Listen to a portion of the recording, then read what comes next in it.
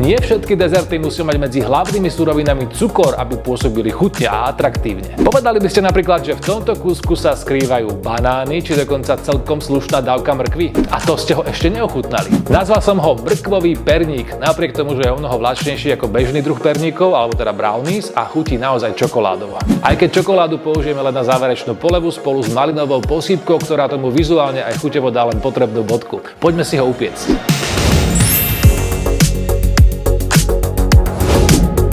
Na prípravu perníka treba mrkvu, presnejšie 180 g po očistení. Nechajte vopred zmäknúť 3 stredne veľké banány. Potrebujeme aj 3 lyžice kakaového alebo karobového prášku.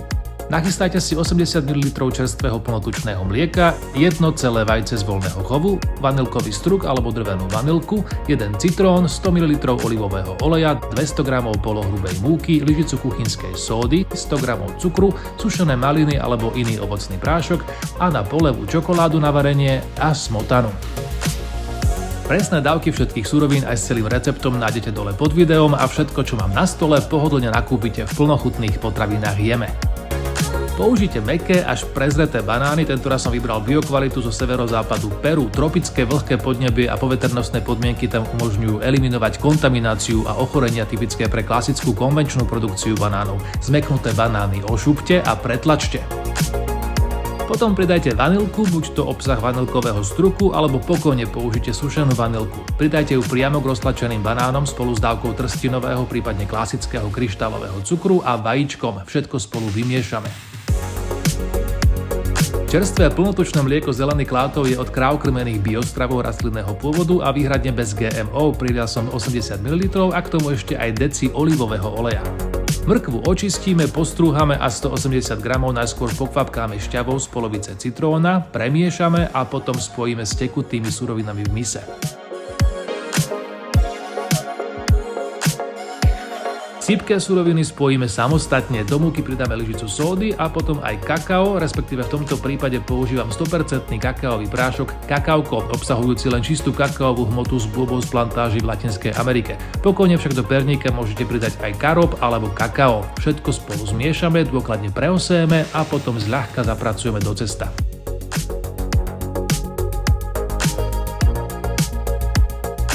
Perník upečiem vo štvorcovej forme s rozmermi 24x24 cm s dnom vystlaným papierom na pečenie. Cestom však naplňte aj strednú tortovú formu alebo menší plech. Vložíme do rúry vyhriatej na 180 stupňov a pečíme približne 40 minút. V závere sa presvedčte o nelepivosti testom so špajdlou. Perník necháme najskôr vychladnúť, potom vyberieme z formy, preklopíme a zbavíme papiera na pečenie. Kým perník chladne, v menšom hrnci ohrejeme smotanu na šľahanie, potom odstavíme od tepelného zdroja a pridáme nalámané kusy čokolády na varenie. Miešame, až kým sa čokoláda celkom neroztopí a potom necháme zmes vychladnúť natoľko, aby čiastočne zhustla, ale zároveň sa ešte dala pohodlne natierať a nestekala z povrchu perníka. Rovnomernejšiu polevu dosiahneme aj tým, že perník otočíme a čokoládovú vrstvu natrieme na pôvodne spodnú stranu koláča.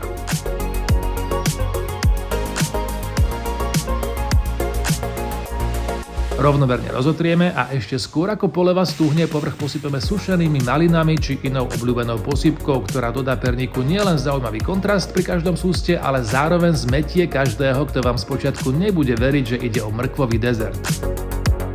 Vložíme aspoň na hodinu do chladničky a potom pokrájame na menšie kúsky a môžeme podávať. Ak sa neponáhľate, dezert netreba vôbec chladiť.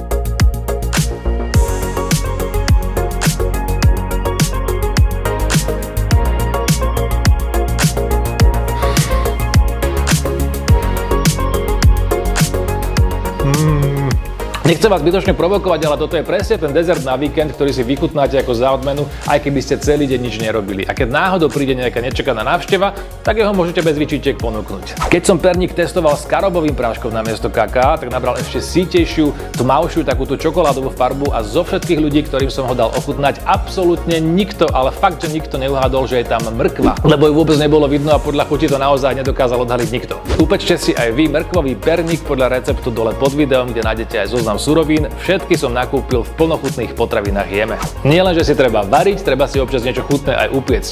Držím vám palce.